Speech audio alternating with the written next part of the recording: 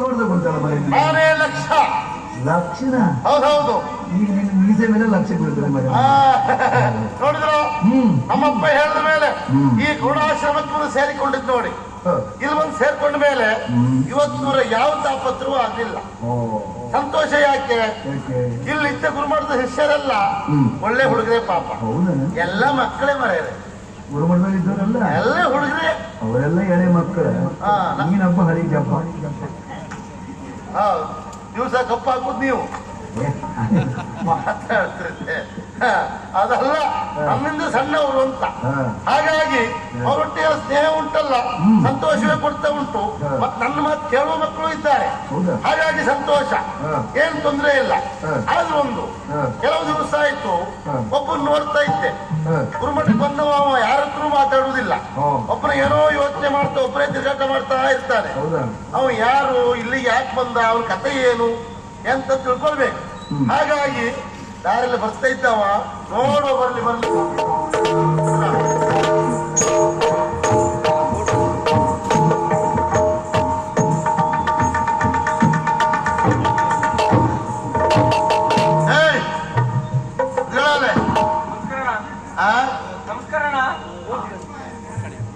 ಅಣ್ಣ ಮುಗಿಸ್ಕತ್ತೆ ನಾವು.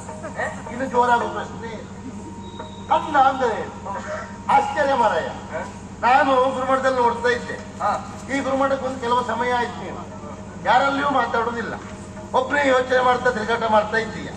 ನೀನ್ ಯಾರು, ನಿನ್ನ ಹೆಸರು ಏನು, ಊರು ಯಾವುದು, ಅಪ್ಪ ಅಮ್ಮ ಯಾರು, ಇಲ್ಲಿ ಯಾಕೆ ಬಂದೆ, ಇಷ್ಟಾಗಿ ನೀ ಯಾವ್ದು ತಗೊಂಡಂತ? ಅದೇ ಯಾವ್ದು ತಗೊಂಡ ಹೇಳ? ಬೇಡ, ಯಾವ್ದು ತಗೊಂಡಿದೆ ಅದು ತಗೊಂಡದೇ ಅಲ್ವಾ? ಈ ಗುರುಮಠಕ್ಕೆ ಬರುವುದು ಯಾಕೆ ಹೇಳು? ಒಂದೊಂದು ವಿಭಾಗದಲ್ಲಿ ಕಲಿಬೇಕು ಅಂತ ಬರುವುದಲ್ವಾ? ಸಮಾಜವೋ, ವಿಜ್ಞಾನವೋ, ಗಣಿತವೋ, ಮತ್ತೊಂದು ಹೀಗೆ ಅದರಲ್ಲಿ ಯಾವ ವಿಭಾಗವನ್ನು ತಗೊಂಡಿದ್ದೆ ಹಾಗೆ ಕೇಳಿದ್ದು. ನೀ ಯಾರು ಹೇಳ್ತೀಯಾ?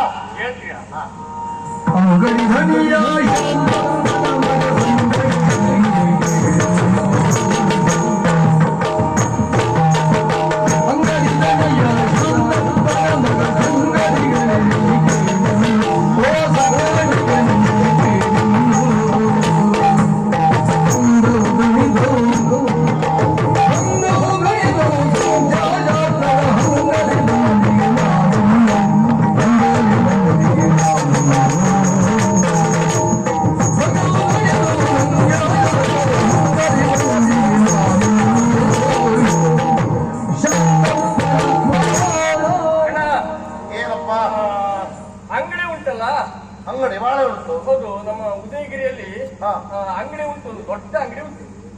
ದಿನಸಿ ಅಂಗಡಿ? ಹೌದು ಹೌದು, ಪಡಿತರ ಅಂಗಡಿ. ಅದರ ಒಡೆಯರು ಶಾಂತಪ್ಪ ಅಂತ. ಅಂಗಡಿ ಯಜಮಾನರು ಶಾಂತಪ್ಪ ಅಂತ? ಹೌದು ಹೌದು.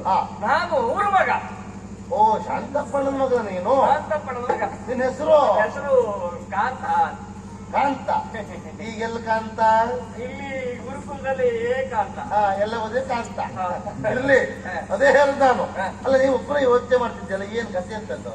ಎಂತದ್ದು ಅಲ್ಲ, ಈಗ ಅಪ್ಪಯ್ಯ ಅಂಗಡಿಯನ್ನು ನಡೆಸ್ತಾ ಇದ್ದಾರೆ. ಹೌದು. ಅವ್ರ ನಂತರದಲ್ಲಿ ಆ ಅಂಗಡಿಯನ್ನು ನಾನು ನಡೆಸಬೇಕು. ಅದು ಕ್ರಮ ಹಾಗೆ ಅಲ್ವಾ? ಅಲ್ವಾ? ನೀವು ಒಬ್ಬರೇ ಮಗ ಇರಬೇಕು. ನಾನು ಒಬ್ಬನೇ ಮಗ. ಹಾಗಿರುವಾಗ ಮುಂದಿನ ಹೊಣೆಗಾರಿಕೆ ನಿನಗೆ. ಹಾಗಾದ್ರೆ ಅಂಗಡಿ ನಡೆಸಬೇಕು ಅಂತ ಆದ್ರೆ ಈಗ ಇದ್ದಂತ ದಿನದಿನೆಲ್ಲ ಕೊಟ್ಟರೆ ಮಾತ್ರ ಸಾಕಾಗ್ತದ?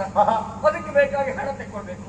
ಹಣ ತಕೊಂಡ್ರೆ ಮಾತ್ರ ತರ್ಲಿಕ್ಕೆ ಆಗುದು ಅಲ್ವಾ? ಅದು ಹಾಗೆ ಕೊಡ್ಲಿ ಧರ್ಮಛತ್ರ ನಿಮ್ದು. ಹಾಗಾಗಿ ನಾವು ತೆಕ್ಕೊಂಡು ಕೊಡುವುದು ಇದನ್ನೆಲ್ಲ ಲೆಕ್ಕಾಚಾರ ಸರಿಯಾಗಿರ್ಬೇಕು. ಲೆಕ್ಕ ನೋಡು, ಲೆಕ್ಕ ಇಲ್ಲದೆ ವ್ಯವಹಾರ ಮಾಡ್ಲಿಕ್ಕೆ ಆಗುದಿಲ್ಲ. ಅದೇ ಲೆಕ್ಕದಲ್ಲಿ ಚುರುಕಿದ್ರೆ ಮಾತ್ರ ವ್ಯವಹಾರ ಮಾಡ್ಬೋದು. ನಮ್ಮ ಅಪ್ಪಯ್ಯ ಹಾಗಾಗಿ ನೀ ಲೆಕ್ಕ ಸರಿಯಾಗಿ ಮಗನೇ ಅಂತ ಅಲ್ಲಿಂದ ಇಲ್ಲಿ ಕಳಿಸಿದ್ರು. ಏನ್ ಮಾಡುವ? ಏನಾಯ್ತು? ಇಲ್ಲಿ ಬಂದು ಬಹಳ ದಿವಸ ಆಯ್ತು. ಏನ್ ಮಾಡ್ರು ಲೆಕ್ಕ ಲೆಕ್ಕ ಲೆಕ್ಕ ಲೆಕ್ಕ ತಲೆಗೆ ಹೋಗುದಿಲ್ಲ. ಹೋಗುದೇ ನನಗೆ ಕೂಡಿಸುವುದು, ಕಳೆಯುವುದು, ಗುಣಕಾರ, ಭಾಗಾಕಾರ ಯಾವುದು ಯಾವ ತಲೆಗೂ ಹೋಗುದಿಲ್ಲ. ಲೆಕ್ಕ ಬರುದೇ ಇಲ್ವಾ? ಬರುವುದೇ ಇಲ್ಲ ನಮಗೆ. ಲೆಕ್ಕವೇ ಅಲ್ಲ. ಲೆಕ್ಕಕ್ಕೆ ಇಲ್ಲ. ಲೆಕ್ಕಕ್ಕೆ ಇಲ್ಲ. ಲೆಕ್ಕಕ್ಕೆ ಇಲ್ಲ, ಬರುವುದೇ ಇಲ್ಲ. ಲೆಕ್ಕವೇ ಇಲ್ಲ. ಆ ಬಟ್ಟಿಗೆ ಇದು ಬಿಡು, ಲೆಕ್ಕ ಬರುವುದಿಲ್ಲ ಅಂತ ಆಯ್ತು. ಲೆಕ್ಕ ಬರುವುದಿಲ್ಲ. ಗಣಿತ, ಸಮಾಜ ವಿಜ್ಞಾನ, ಸಮಾಜ ವಿಜ್ಞಾನ ಅಡ್ಡಿಲ್ಲ, ಆ? ಅಡ್ಡಿಲ್ಲ. ಸ್ವಲ್ಪ ಮಟ್ಟಿಗೆ ಸ್ವಲ್ಪ ಮಟ್ಟಿಗೆ ಅಡ್ಡಿಲ್ಲ. ಗೊತ್ತದ ಹೌದು, ಅದು ಗೊತ್ತಾಗ್ತದೆ. ನನ್ನಿಂದ ಅವನೇ ಹೇಳಿಲ್ಲ, ನಮ್ಗೆ ಯಾವುದೋ ಬರುತ್ತಿಲ್ಲ. ನಿನಗೆ ಹತ್ತಲೇ ಹೋಗ್ತದೆ ಅಂತ ಆಯ್ತು. ಹಾಗಾಗಿ ಈ ಲೆಕ್ಕ ಬರುವುದಿಲ್ಲ. ಲೆಕ್ಕ ಬರುವುದಿಲ್ಲ. ಲೆಕ್ಕ ಬರದೇ ಇದ್ರೆ ಮುಂದಿನ ದಿವಸದಲ್ಲಿ ಅಂಗಡಿಯವರ ಹೇಗೆ ಮಾಡ್ತೀಯಪ್ಪ? ಅಲ್ವಾ? ಹಾ. ಇದ್ದದ್ದನ್ನು ಬಿಟ್ಟು ಕೂಡ್ಕೊಳ್ಳಿಕ್ಕೆ ಆಗ್ತದ? ಆಗುದಿಲ್ಲ. ಹಾಗಾಗಿ ನಾನು ಯೋಚನೆ ಮಾಡಿದ್ದೇನೆ, ಏನು? ಈ ಸ್ವಲ್ಪ ಗುರುಕುಲದಲ್ಲಿ ಇದ್ದದ್ದಾಯ್ತು. ಹಾ. ಲೆಕ್ಕ ನಾ ಪ್ರಯತ್ನ ಪಟ್ಟು ನನಗೆ ತಲೆಗೆ ಹತ್ತುವುದಿಲ್ಲ ಅಂತ ಆದ್ಮೇಲೆ ಹಾ. ಒಂದು ಒಳ್ಳೆ ಚಂದದ ಹುಡುಗಿಯನ್ನು ನೋಡಿ, ಹಾ. ಲೆಕ್ಕ ಬರುವವಳನ್ನು ನೋಡಿ ಹಾ. ಮದುವೆ ಆದ ಅಂತಾದ್ರೆ ಹಾ. ನಾಳೆ ದಿವಸ ಅವಳನ್ನ ಹಾ. ಅಲ್ಲಿ ಲೆಕ್ಕ ಬರ್ಕೊಳ್ಳಿಕ್ಕೆ ಕೂಡಿಸಿದ್ರಾಯ್ತು. ಹಾ. ನಾನು ಒಳಗಡೆ ಸಾಮಗ್ರಿ ಕಟ್ಕೊಡ್ಲಿಕ್ಕೆ ಇದ್ರಾಯ್ತು. ಅಂಗಡಿ ಸರಿಯಾಗಿ ನಡೀತದಲ್ಲ ಅಂತ ಯೋಚನೆ ಹಾಕಿದ್ದೆ. ಭಯಂಕರ ಬುದ್ಧಿವಂತ ಹುಡುಗಿ ಚಂದ ಇರ್ಬೇಕು, ಹೌದಾ? ಲೆಕ್ಕ ಗೊತ್ತಿರ್ಬೇಕು, ಬುದ್ಧಿವಂತ ಆಗಿರ್ಬೇಕು. ಅವಳನ್ನ ಅಂಗಡಿಯಲ್ಲಿ ಕೂರಿಸಿ ವ್ಯವಹಾರಕ್ಕೆ ಲೆಕ್ಕ ಬರ್ಕೊಳ್ಳಿಕ್ಕೆ ಅವಳು, ಹಣ ಕೊಡ್ಲಿಕ್ಕೆ ಲೆಕ್ಕ ಬರ್ಕೊಳ್ಳಿಕ್ಕೆ ಅವಳು. ಅವಳು. ನೀನು ಒಳಗಡೆ ಸಾಮಗ್ರಿ ಕಟ್ಕಟ್ಟಿ ಕೊಡುವುದೇನ? ನಾನು ಒಳ್ಳೆ ವ್ಯಾಪಾರ, ಲೆಕ್ಕಾಚಾರ. ಒಳ್ಳೆ ವ್ಯಾಪಾರ. ಹೌದಾ? ಹೌದಾ? ಅವಳು ಹೊರಗಡೆ ಕೂತು ಲೆಕ್ಕಾಚಾರ ಮಾಡಿದ್ರೆ ನೀವು ಒಳಗಡೆ ಸಾಮಗ್ರಿ ಕಟ್ತಾ ಇದ್ರೆ ಒಳ್ಳೆ ವ್ಯಾಪಾರ. ನಂಗೆ ಒಟ್ಟೆ ಬೇಕಾದದ್ದು. ಪ್ರಶ್ನೆ ಇಲ್ಲ. ಬಹಳ ಬುದ್ಧಿವಂತ ಮಾರ ನೀನು. ಒಳ್ಳೆ ವ್ಯಾಪಾರ ಆದ್ರೆ ಆಯ್ತು. ಈ ತಲೆ ಬೇಕು ನೋಡು. ಆಗಲಿ, ಅಂತ ಹುಡುಗಿಯನ್ನು ನೋಡಿದ್ದೀಯಾ? ನಾನು ನೋಡ್ಲಿಲ್ಲ. ಒಂದ್ ಕೆಲಸ ಮಾಡುವ, ನೀನು ಪಾಪದವಂತ ನನಗೆ ಅರ್ಥ ಆಯ್ತು.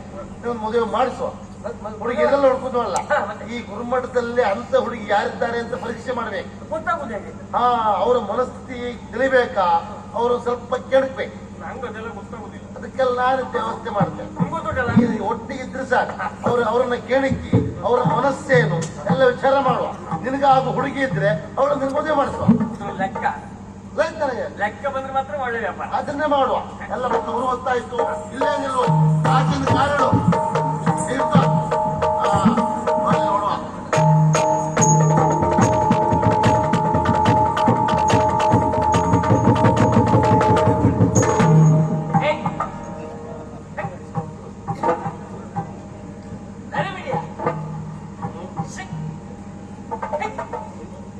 ಇಲ್ಲಿ ಎಂತ ಉಂಟು? ದನ ಉಂಟು, ಎಂತ ಉಂಟು? ನಾಯಿ ಓಡಿಸ್ದಂಗೆ ಒಂದು ಗೌರವ ಕೊಟ್ಟು ಗೌರವ ತಗೊಳ್ಬೇಕು. ಕ್ರಮ ಹಾಗೆ. ಈ ಗುರುಮಠದ ಹಳೆಯ ವಿದ್ಯಾರ್ಥಿಗಳು ನಾವು, ಎಳೆಯ ವಿದ್ಯಾರ್ಥಿಗಳು ನೀವು. ಹೌದಾ? ಹಿರಿಯ ವಿದ್ಯಾರ್ಥಿಗಳು ಹ್ಯಾಕ್ ಗೌರವ ಕೊಡುದು ಮೊದಲು ಕಲ್ತ್ಕೊಳ್ಳಿ. ಗೌರವ ಕೊಡುವ ಹಾಗಿದ್ರೆ ಗೌರವ ಕೊಡ್ಬೋದು. ಇಲ್ಲ ಹೇಗಿರ್ಬೇಕು ಅಂತ ಹೇಳು. ಹೇಗಿರ್ಬೇಕು? ಇಲ್ಲದೆ ಇದ್ದದ್ದು ಯಾರು?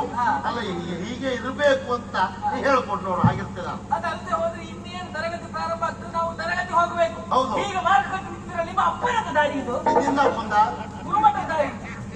ತಿಳ್ಕೊ. ಗುರುಮಠಕ್ಕೆ ನನಗೂ ಒಂದೇ, ನಿನಗೂ ಒಂದೇ. ಮತ್ತೆ ಹೀಗೆ ನಿಲ್ಲ ಸರಿಯಾ? ನಾವು ಹೇಗೂ ಇರ್ತೇವೆ, ಗೌರವ ಕೊಟ್ಟು ಹೋಗ್ಬೇಕು. ಮೊನ್ನೆ ಗುರುಗಳೆಲ್ಲ ಹೇಳ್ತಾ ಇದ್ರಲ್ಲ, ಹಾ, ಗುರುಗಳೆಂದ್ರೆ ತಂದೆಗೆ ಸಮಾನ. ಹೌದು.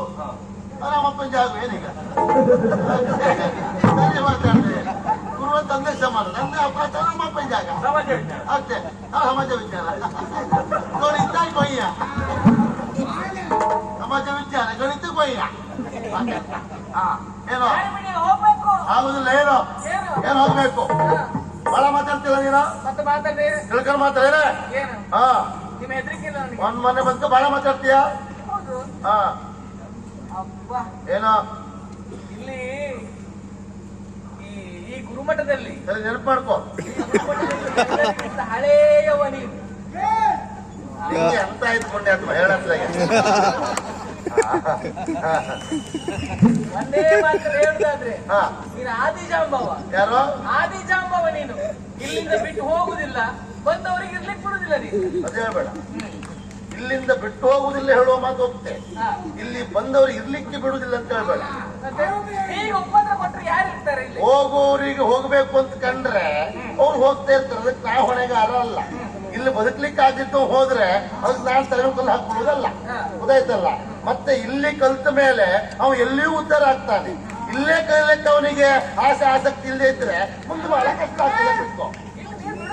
ಯಾರು ಬಿಡುದಿಲ್ಲ? ಯಾಕೆ ಬಿಡುದಿಲ್ಲ?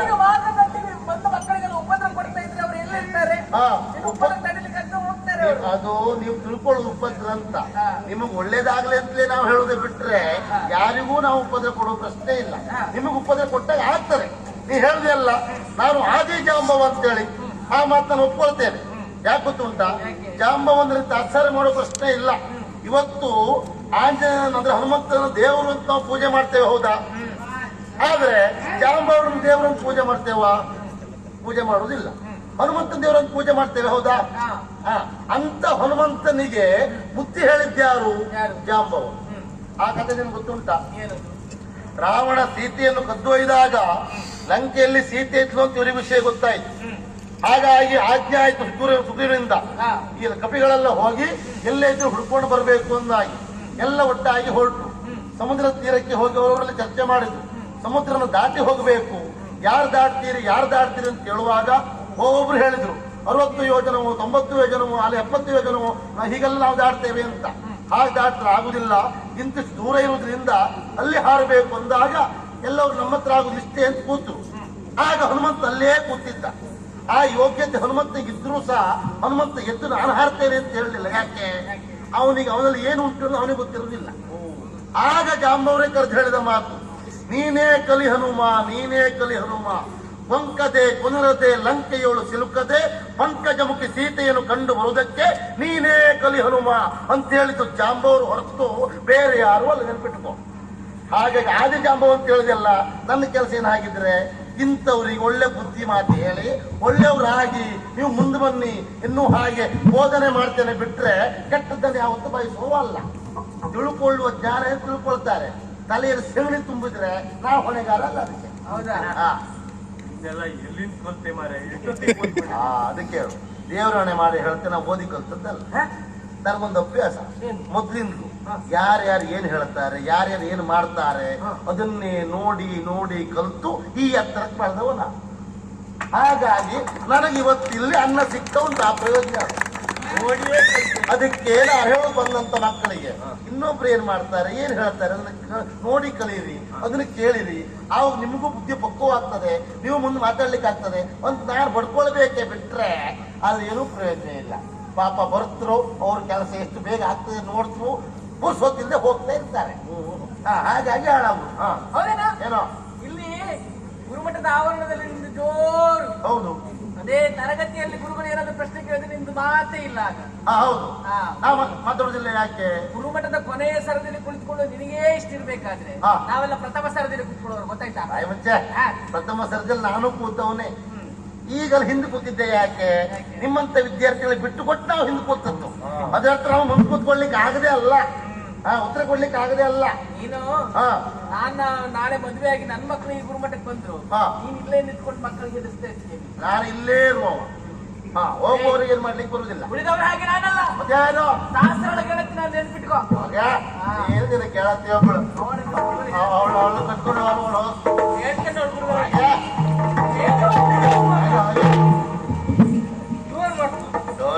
ಎತ್ತರ್ತ ಹುಡುಗಿ ಪಾಪದವಳೆ.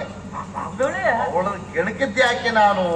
ಅವಳ ಸ್ವಭಾವ ಹೇಗೆ ತಿಳ್ಕೊಳ್ಳುವ ಅಂತ. ನೀ ಮೊದ್ಲೇ ಹೇಳಿದ್ದಲ್ಲ, ಹುಡುಗಿ ಚಂದಿರ್ಬೇಕು, ಲೆಕ್ಕ ಗೊತ್ತಿರ್ಬೇಕು, ಅಂಗಡಿಯಲ್ಲಿ ಕೂತು ವ್ಯವಹಾರ ಮಾಡಿರ್ಬೇಕು. ವ್ಯವಹಾರದ ಜೊಕ್ಕಿರ್ಬಹುದಾ? ಜೋರಿದ್ದಾಳೆ ಇವಳು, ಬಾಯ ಹರಿಸ್ತೇವಳು. ಮತ್ತೆ ಇವಳನ್ನ ನೀನು ಅವನಲ್ಲಿ ಕೂರ್ಸಿದ್ರೆ ಒಳಗಡೆ ನೀನು ಸಾಮಗ್ರಿ ಕಟ್ಟಿ ಕೊಡ್ತಾ ಇದ್ರೆ ಒಳ್ಳೆ ವ್ಯಾಪಾರ.